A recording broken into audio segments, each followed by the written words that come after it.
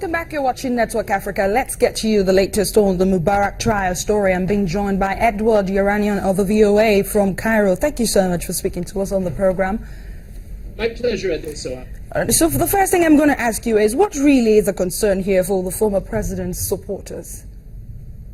Well, there are a number of concerns, but most of his supporters don't think he really should be put on trial for the killings of demonstrators during the revolution in the first place. They think he was framed. Of course, a lot of other people don't, but his supporters do.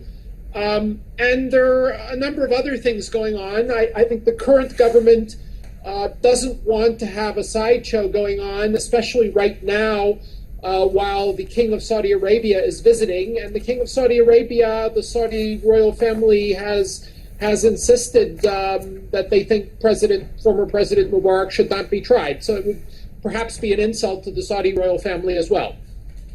So apart from what the Interior Ministry said about Mubarak not being able to make it to court, did the court give any other reason why Mubarak could not be in court? Well, they gave a new date.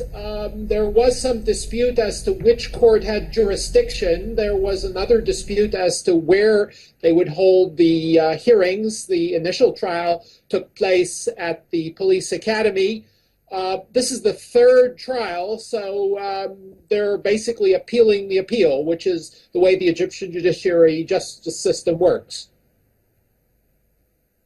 At that time, this hearing will be pushed around. What is the reaction like in Cairo? The supporters, are they saying that? I mean, those who oppose the fact that it's been shifted, what are they saying at this time? Well, to be perfectly frank with you, there wasn't a great deal of talk about the subject in the first place. I remember when Mubarak went on trial the very first time on these charges, just about everybody was watching TV. It was carried live on the Egyptian networks.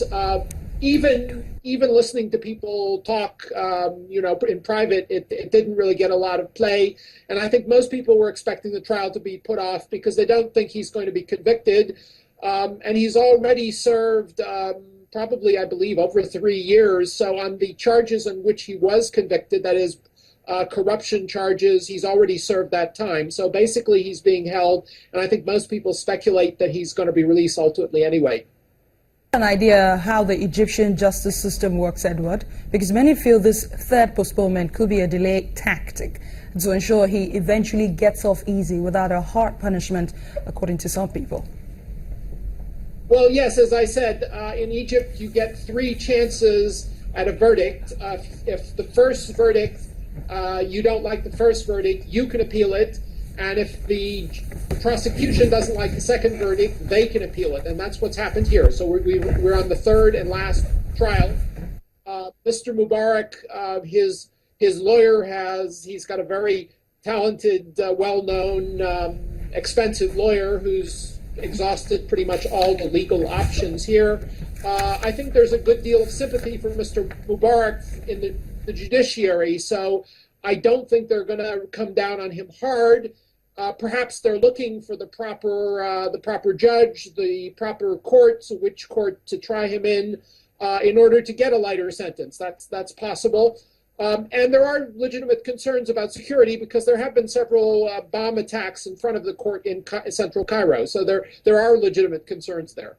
So everyone is looking forward to November the 3rd for this hearing, since Mubarak only has 3 opportunities to postpone the trial. Is that it? Well, no, they can postpone this third trial, which is the appeal of the appeal, as many times as they like. That's up to the judge. The Egyptian judiciary has free reign to postpone these trial sessions as many times as they'd like, as they've also done with former President Morsi as well. So much, Edward Yeranian, there for us in Cairo with the latest on Mubarak's trial. The UN Security Council has adopted a resolution to renew the mandate of the South Sudan sanctions regime for an additional 7 weeks until June the 1st. In a presidential statement issued after the vote, the Council welcomed that some progress was made on the steps outlined by the Council in its March the 17th presidential statement, which relates to the implementation of the August 2015 peace, among other issues. This includes the return of some members of the Sudan People's Liberation Army in opposition to Juba, South Sudan. In February, South Sudan's President Salva Kiir and rebel leader Riek Machar signed a peace deal, agreeing to run a unity government which would culminate in government elections.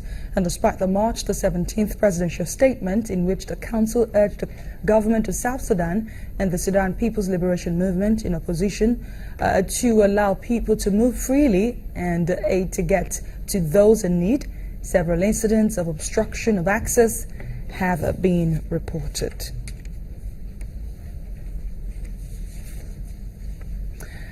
Let's bring it home here in Nigeria. The Minister of State for Petroleum, Kachikwu, says Nigeria will get $200 million in hard currency from oil majors to pay for fuel imports and ease petrol shortages. Mr. Kachikwu said in a video to NNPC staff posted on his Facebook website that he has been able to convince the upstream companies to provide the country a Forex buffer over the next 1 year for those who are bringing in products. According to the minister, the agreement includes Total and Shell, which would work with local fuel importer Conoil and ENI cooperating with Rwanda. Last month, Mr. Kachikwu said Nigeria was in talks with Chevron, Total and ENI to get help revamping its ailing refineries.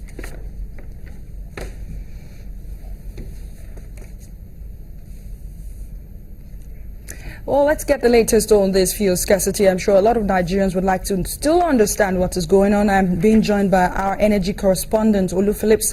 He joins me with the latest. Thank you so much for coming on Network Africa. You have been closely monitoring the fuel scarcity. How are the queues out there right now? Well, with the improved additional supply coming in from the marketers and from other sources, we now have a situation where it's trying to ease out. But let me warn that what we've done or what has happened is a controlled supply that is not practically sustainable, in the sense that a pronouncement was given as to when all of this should ease out. And so government tried to do everything it could to actually make sure those pronouncements don't go back unfulfilled. So it's like a fire brigade approach to a particular problem that is not attacking the root of the problem. Because right now, if you look at the $200 million, for instance, that is coming in, a lot of people would want to know how all of this will help in terms of solution. Money has costs. If the IOCs, international oil companies, have agreed to give us $200 million in Forex, at what costs? What arrangement is this? And if it's for over a year, if it's going to be for a duration of 1 year, when we decide to take some policy decisions in terms of maybe eventually deregulate, what happens to that agreement? Is it going to be terminated? A lot of experts have also asked for solutions here and there, other than this quick fix solution, working the solution as you go. Okay, before we talk about the solution, I can't get past the fact that you said we should deal with the problem, really. And that's the question, in layman's language. That's the question a lot of people are asking. What is the real problem? Olu, can you help us understand what is the refining capacity of Nigeria as a country? That has stated that the officially that stated that about 40 million liters is what we consume daily. How much will come from the refineries in combined capacity, even if they operate at 60%? Because right now, the way those refineries are, they can't even do 70%, let alone 100%. So at 60% ramp up for all of them, how many can they do? The max they can do is about between 18 to 20 million liters. So you are left to import. Nigeria will continue to import, and that's a problem in itself. Because, for instance, the arrangement where you don't have to need money to import has been taken away, which is what the swap arrangement has been taken away. That has helped in some times.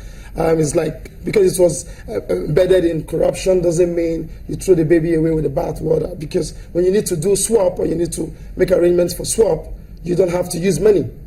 You just take your crude and get finished product. Now we're also back to allocating importation to the marketers. And if you do that, it means somewhere, somehow, someone is going to pay for the differential. And mind you, there are no appropriations for subsidy for 2016. So one day, somebody is going to go cap in hand, looking for money to reimburse marketers, because we are hoping as a country that crude oil price goes beyond $40, so we can fund our budget effectively, because we're dependently on oil for about the tune of 90%. Okay. So we don't want it at $40 per barrel. So if it goes to 60, and you're applying a mechanism called price modulation, when that price modulation kicks in at $60 per barrel, it means that the landing cost will go higher. When it goes higher and there's an allocation to marketers to bring in products, it will come at a premium. When it lands here, someone is going to pay the differential, because you operate a regulated system. Why can't we just bolden it up, summon the courage, educate the people, and take this, let me not use the word deregulate, take away, save Nigerians of this burden, because people are already paying above 86 naira, even in city centers. Do it once and for all, and help yourself. Over the next 2-3 quarters, this whole thing will stabilize. All right, Oluphilips, you answered all my questions. Yeah, because I don't see any reason why we should celebrate if the queues are thinning out. Should you celebrate over what you should own? It's your right to have petroleum products. So if we are celebrating or hoping to celebrate that, oh, okay, I can drive into the fuel station today and not having to queue, we shouldn't be proud of that. We should go beyond that. We should get to the point where Nigeria can actually export finished petroleum products. Sure. Thank you so much, Oluphilips, for speaking to us on Network Africa. We do appreciate your contribution. Thank you. Very much. Well, let's take a break on Network Africa. When we come back, we'll be heading straight to our Africa Tech segment, and other stories will be coming up, so stay with us.